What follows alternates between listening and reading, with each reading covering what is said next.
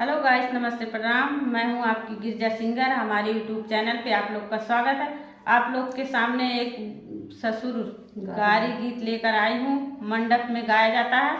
आप लोग को कैसा लगा कमेंट में जरूर से जरूर बताना। अपना ढेर सारा प्यार दुलार आशीर्वाद देना और हमारी वीडियो को लाइक करना, चैनल को सब्सक्राइब करना।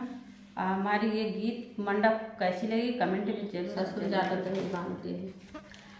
ससुर बनने बड़ी जातिया, खोली गई माड़ाए में बातिया।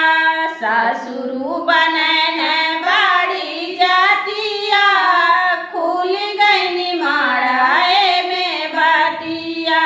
देखनो म देखनो आजमगढ़ बजरिया, देखनो म देखनो आजमगढ़ बजरिया।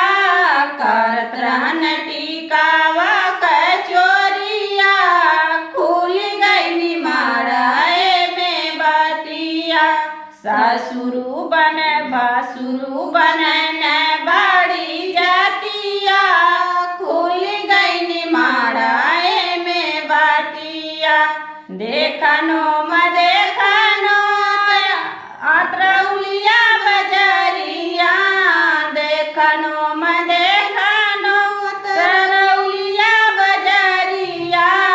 नाथिया नाथिया कचोरिया, खुल गई माड़ाए में बातिया।